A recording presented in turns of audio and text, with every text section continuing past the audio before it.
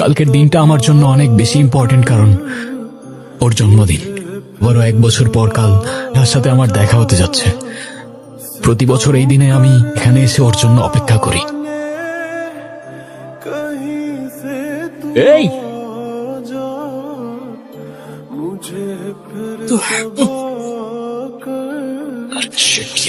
Sir, ওরা আমার phone আর money bag চুরি করে পালাচ্ছে স্যার। তাই নাকি? তো চলেন থানায়, চলেন রিপোর্ট লিখাবেন। স্যার থানায় যেতে হবে না, আমি ওদের ধরতে পারবো, আমাকে শুধু যেতে দেন ব্যাস। আরে আমরা থাকতে আপনি এত কষ্ট করবেন কেন? হ্যাঁ, আমরা তো আছি। তাহলে চলেন স্যার, ওরা চলে যাচ্ছে তো। আরে ঠিক আছে, এই জন্য তো বলতেছি থানায় চলেন, রিপোর্ট লিখাবেন। আমার ফোন লাগবে না, আমাকে শুধু যেতে দেন ব্যাস, তাহলেই চলবে। হ্যাঁ আপনার সমস্যা কি? হ্যাঁ, একবার বলেন ফোন চুরি হয়েছে, আরেকবার বলেন যেতে দিতে হবে। কি পাইছেন কি আপনি? স্যার আমি চাইলেও এত কিছু আপনাকে এখন বুঝাইতে পারবো না, আমার এখানে থাকতে হবে স্যার, আমার থাকাটা অনেক ইম্পর্টেন্ট। স্যার আমাকে যাইতে দেন প্লিজ স্যার। এই মিয়া, বোঝো না তুমি আমাদের দিকে ঢিল মারবা আর আমরা তোমাকে এমনি এমনি ছেড়ে দেবো নাকি? আরে চল চল স্যার, আমি তো ইচ্ছা করেও মারি নাই। আরে আজব, আপনারা আমার কেউ কথা কেন শুনতেছেন না? আরে সমস্যা কি? আমি করছি কি? আমার ফল্টটা কি? আমি কি ইচ্ছা করে মারছি? আমার কোনো ফল্ট নাই এখানে, আমাকে কেন হাত করে পড়ে গেছে? চুপ চুপ কর, নাম বল। নাম কি? কি নাম? অনেক। স্যার আমাকে যেতে দেন না স্যার প্লিজ। আর অপরাধীরা পালিয়ে গেল, আপনি আমাকে আটকে রাখলেন। অপরাধীরা পালিয়ে গেল? তুই তো ওদেরকে তাড়া করতেছিলি, ওরা তোর ভয়ে পালা যাচ্ছিল, তাহলে তো অপরাধী তুই হলি নাকি? এখন বল ওরা কেন তোকে ভয় পাচ্ছিল?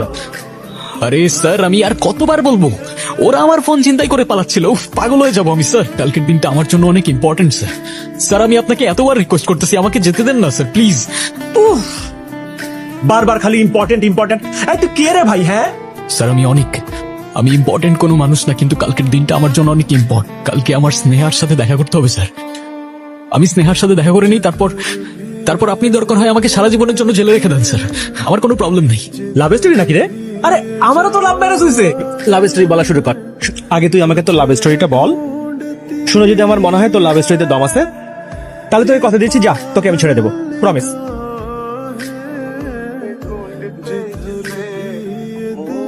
Hello sir. এই পিকাসো আর ভ্যানগড়গুলো কি তোর বানানো? দেখতে তো ভালোই লাগছে।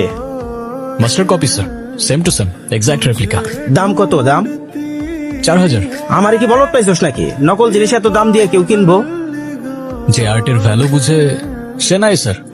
আর তাছাড়াও অরিজিনালের মতো প্রত্যেকটা ছোট ছোট ডিটেলে নজর দিতে হয়। অরিজিনালটা $100 মিলিয়ন হলে এক্সাক্ট রেপ্লিকা 4000 হতে পারবে না। যাক, এত কথা কয়ে লাভ নাই, 1000 টাকা দিব, চলবে? 1000 চাইলে আপনি আমার অরিজিনাল পেন্টিং নিয়ে যেতে পারেন। আপনার দেয়ালে আমার অরিজিনাল পেন্টিং থাকলে অ্যাজ অ্যান আর্টিস্ট আমি নিজেই অনেক খুশি হব স্যার।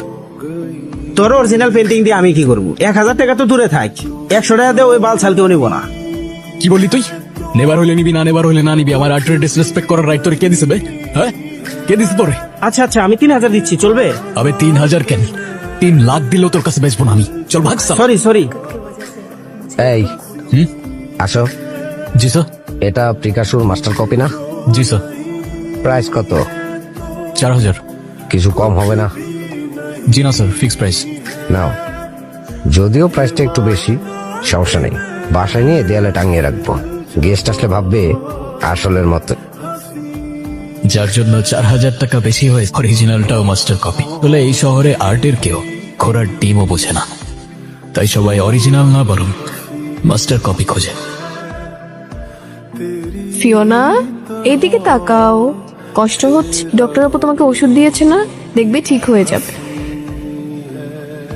দাঁড়াও, তোমার জন্য একটা গিফট আছে। আজকে তুমি ভালো বাচ্চা হয়েছিলে না?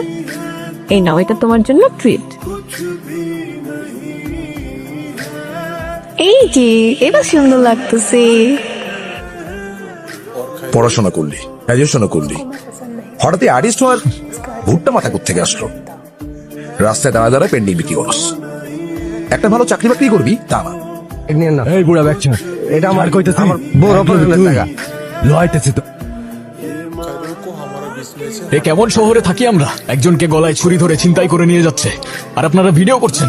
সুযোগ পেয়ে তার টাকা কুড়িয়ে নিয়ে যাচ্ছেন, লজ্জা করে না?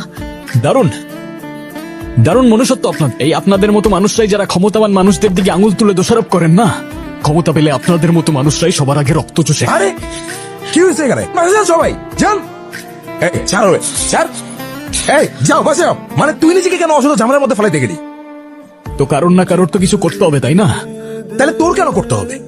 তুই কি সারা জীবন এরকমই থাকবি? এরকম মানে? এই যে arrogant, short tempered, toxic, toxic. অনেক। এটা খুঁজছেন? ও গড, এটা তো আমার। গতকাল যাওয়ার সময় আপনি ডায়েরিটা ফেলে গিয়েছিলেন। Thank you. আপনি জানেন না, এটার মধ্যে আমার পুরো শৈশব আছে, বাবা মায়ের কত পুরনো ছবি, আমার এখন পর্যন্ত সব বার্থডে ফটোজ, আর কত কি।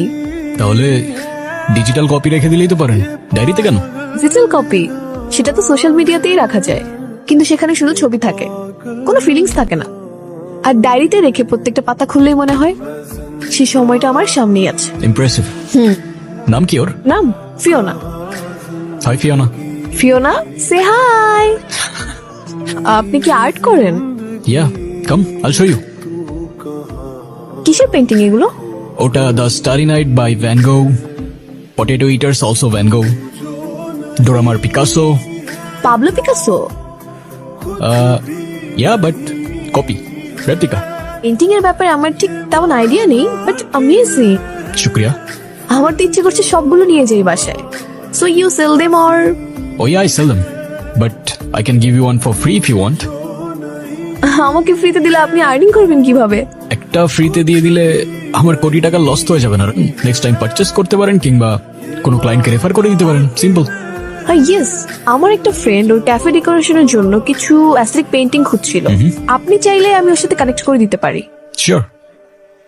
ওকে, দেন হোয়াটসঅ্যাপ। 018 345। ওকে। ও, আমি কোনটা পাচ্ছি? যেটা আপনার ইচ্ছে। এটা? শিওর। হ্যাঁ। For free. আর বাচ্চা লাগো। কি হয়েছে? আমার সবগুলা পেন্টিং ময়লার ঝুড়ির মধ্যে ফেলে দিছে, সবগুলা নষ্ট হয়ে গেছে। ওর কি কমন সেন্স নাই? ওরে যেন এই বাসার মধ্যে আমি না দেখি মামা। তুই মাথা ঠান্ডা কর, যা কিছু খেয়ে নেয়। ঘোড়ার ডিম খাবো আমি, তুমি খাও। আরে রাগ বাইরে থেকে করতেছিস খেয়ে নিবো আমি। কেন? তুমি ওর পুরো আলু ভাজি খেয়ে অনেক। আমি তো লোকেশনে চলে এসেছি, রেস্টুরেন্ট খুঁজে পাচ্ছি ওইদিকে। সরি, ট্রাফিকে আটকে গিয়েছিলাম। কোনো প্রবলেম নেই। ও হচ্ছে আমার ফ্রেন্ড ঋতু, আর ঋতু উনি হচ্ছে অনিক। হ্যালো। হাই। তুই বল, কি বলতে চাস?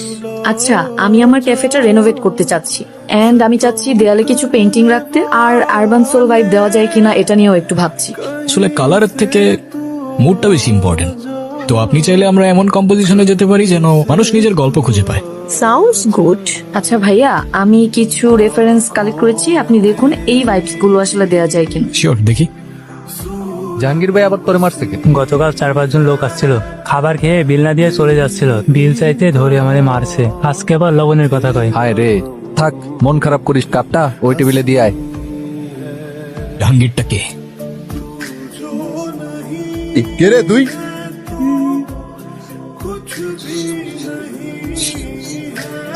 এবার লবণ ঠিক আছে। এই তোমার বিল কত? 1200 ভাইয়া। বিল দে। তবে পুরোটা দে। এই নাও, বাকিটা তোমার টিপস। কালকের ওই ছেলেটা কি আপনার কিছু হয়? কিছুই হয় না আমার। যখন ওর উপর হওয়া চুলুমটা দেখলাম তখন মেজাজ খারাপ হয়ে গেছে। ঠিক আছে, বাট আপনি এভাবে অন্যায়ের প্রতিবাদ করতে থাকলে তো আপনি নিজেই অন্যায়। কিন্তু পেন্টিং গুলো কবে থেকে আপনিও জয়েন করতে পারেন আমার সাথে। যখন মস্তিষ্ক হয় নীরব, তখন তুমি দেখতে পাবে তোমার আসল সত্তা কি। যদি মন থেকে সব দুঃখ দূর করো, তুমি এনলাইটমেন্ট পাবে। হ্যাঁ মানে আপনি বললেন আর আমার কষ্ট চলে গেল না? হ্যাঁ, যায় নাই আমার কষ্ট, এখন কি করবেন আপনি? যায় নাই আমার পেইন, যায় নাই আমার দুঃখ, কিছু যায় নাই আমার। অনেক কি করতেছে? চুপ, আস্তে কথা বলো। আরে কি চুপ করবো? উনি এসব বলতে থাকলে আমার সব কষ্ট চলে যাবে। এই আপনারা সবাই বলেন তো, কার কষ্ট চলে গেছে? আপনাদের কার সৎ সাহস আছে? বলেন না রে ভাই, বুকে হাত দিয়ে বলেন, কার কষ্ট চলে গেছে আপনাদের? তোমার ভিতরে রাগ, ভয়, অন্ধকার জমে আছে। হ্যাঁ, আপনি এত কিছু বুঝে গেলেন না? হ্যাঁ, মানে একটু ঘুরায় পেঁচায় এনলাইটমেন্ট করতে থাকলেই সব হয়ে গেল না? ঘোড়ার ডিম করেন আপনারা এখানে বসে। অনেক please don't. See I am sorry, আমি বুঝি নাই ওইভাবে রিয়াক্ট করবে, তাহলে আমি ওকে কখনো আনতাম না। ওকে ভুল বুঝো না, ওর ভিতরে অনেক কিছু চলছে, কষ্ট জমে আছে ওর ভিতরে, জানার চেষ্টা করো। অনেকের ফ্রেন্ড, আপনার সাথে একটু কথা বলতে চাচ্ছি। আচ্ছা মামা, অনেকের কি কোনো প্রবলেম আছে? প্রায় 12 বছর আগের কথা, এটা মফস্বল এলাকায় থাকতো। ভালোই চলছিল। এটা সম্ভব না। যে কোম্পানির উপর জীবনের সবকিছু দিয়ে ভরসা রাখলো, সে কোম্পানি এক রাতে গায়েব হয়ে গেল। ভিতরটা বদলে গেল। ওর রাগ, ওর ভয়, ক্ষোভ সব একসাথে জমে রইল। ওর ভেতরে অনেক ক্ষত স্নেহা। ওর যে রাগটা, ওর রিয়েক্ট করাটা, সে থেকে অনেক অন্যায় সহ্য করতে পারে। ওর ভেতরে এত কিছু লুকিয়ে থাকতে পারে আমি কখনো বুঝতেই পারিনি। অনেক। তুমি কখন আসলে? আমি কল করেছিলাম তোমাকে। ফোন সাইলেন্ট ছিল, সরি। বাবা মা কেউ নাই। বাকি সবার মতো নর্মালও না, অ্যারোগেন্স, টক্সিসিটি, কোনো কিছু কন্ট্রোল করতে পারি। এইসব জানার পর তো ভালোবাসা আরো বেড়ে গেল। একটা জয়স্টিক নিয়ে আসি। কালকে কিন্তু তুমি আমাদের বাসায় আসবা। বাসায় কেন? কেন আবার? আমার বার্থডে, তুমি আসবা না? ও আচ্ছা আচ্ছা, দেখি। আমি চাই আমার ফ্যামিলির সাথে কালকে তুমিও আমার পাশে থাকো। তোমার পরিবারের সাথে তো আমার পরিচয় নেই, তারা কি ভাববে? পরিচয় নেই, পরিচয় হয়ে যাবে। ও মনে হয় চলে আসছে। দেখ, হাই। হাই ও হচ্ছে অনেক। আঙ্কেল, আসসালামু আলাইকুম। ওয়ালাইকুম আসসালাম। তো আমি তো ভুলেই গেছি যে আমার একটা ভাই আছে। চল কেক কাটবো। কি করিস ঘরের মধ্যে সারাক্ষণ? সমস্যা কি? কেক কাটবো। আয়। এই তুই ঘরের ভিতরে কি করিস একা একা সারাদিন? এই তুই, এটা তোমার ভাই? ও তো একটা চোর। কি বলতেছো তুমি? তুমি কিন্তু আমার ফ্যামিলিকে অপমান করতেছো। তোমার ফ্যামিলি? এই ছেলে যদি তোমার ফ্যামিলি হয়ে থাকে, তোমার ফ্যামিলি নিয়ে তোমার লজ্জা হওয়া উচিত। স্নেহা, কি হচ্ছেটা কি? আমি তো কিছুই বুঝতেছি না। আঙ্কেল, একটা চোর জন্ম দিচ্ছেন আপনি। রাস্তায় মানুষের টাকা চুরি করে। কথা বলতেছিস? স্নেহা, ও কিন্তু মিথ্যা কথা বলতেছে। মিথ্যা কথা বলতেছি আমি? মিথ্যা কথা বলতে? সত্যি কথা বল, তুই চুরি করস নাই? হ্যাঁ, চুরি করস নাই তুই? Get out. আরে তুমি যাকে তোমার ভাই বলতেছো, ও কি করছে তুমি জানো? আমি কিছু শুনতে চাই না। আমি তোমাকে বলছি আমার বাসা থেকে বের হয়ে যেতে, বের হয়ে যাও। Just get out. ফাইন। তোর কেক কি কাট? আমারে চলে যেতে বললে, এখন আবার আমাকে ডেকে এখানে কাঁদতেছো কেন? আমি বললাম তো সরি, এবার তো থামো তুমি। সেদিন রাস্তায় একটা লোক ছিনতাই হচ্ছিল, তার সব টাকা রাস্তায় ছড়াই পড়ে। তারপর তোমার ভাই ও বাকি সবার মতো তার টাকা চুরি করে পালাচ্ছিল। আমার ভাই কেমন, সে কি করছে এটা ইম্পর্টেন্ট না। অনেক ইম্পর্টেন্ট এইটা যে আমার ভাই। আমি ভেবেছিলাম আজকে তোমাকে আমার বাবা মার সঙ্গে পরিচয় করে দিব, এরপর আমাদের কথাটা বলবো। আরে সেটা তুমি আগে বলবা না আমাকে? আগে বলে কি হইতো? আরে আরেকটা আবার চান্স তো দাও অ্যাটলিস্ট। দিলাম তোমাকে চান্স। 1 বছর আমি অস্ট্রেলিয়া চলে যাবো বড় আপুর কাছে। এই 1 বছর আমি তোমাকে না করবো ফোন না মেসেজ। যদি তুমি এই 1 বছরে নিজেকে চেঞ্জ করতে পারো, তুমি আমার সাথে এই জায়গাতে দেখা করবা। তোর ডিসিশন কখন নিছো তুমি? আমাকে একবার জানাবে না তুমি? বললাম তো 1 বছর।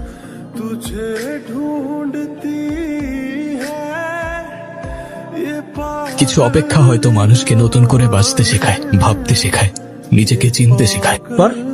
এরপর তো স্যার 1 বছর চলে গেছে, আজকেই সেই দিন। চল, এই যে এই লোকটার কাছে ফোন পাইছি, এই সবাই চিন্তা করছে।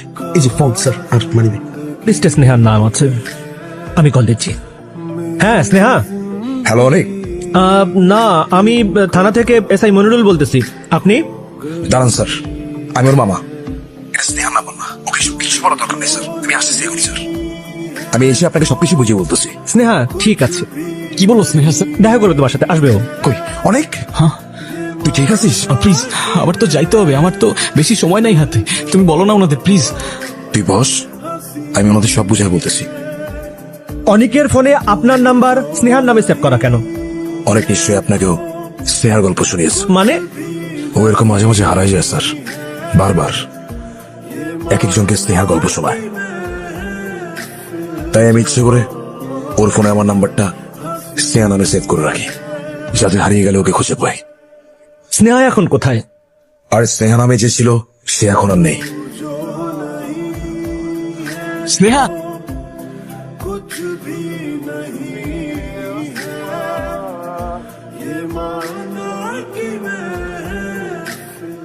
অনেকের কাছে মনে হয় স্নেহা এখনো বেঁচে আছে। এই দিনে ওই সময়টায় স্নেহার সাথে দেখা করতে আসবে। মানে অনেক এখনো ওর জন্য অপেক্ষা করে? জি স্যার, প্রতি বছর একদিন আগে এসে সেই জায়গাটায় বসে থাকেও, নিজের চোখে দেখবেন। তারপরও ঘড়ি দেখ, তারপরও দেখতে পাবে স্নেহা ওর সাথে দেখা করতে আসছে। কান্না কইরো না প্লিজ। কেন চলে গেল? আমি ভালোবাসি তোমায়, আর এই কথাটা আমার তোমাকে 1000 বার বলা উচিত ছিল। কিছু অপেক্ষা হয়তো মানুষকে নতুন করে বাঁচতে শেখায়, ভাবতে শেখায়, নিজেকে চিনতে শেখায়।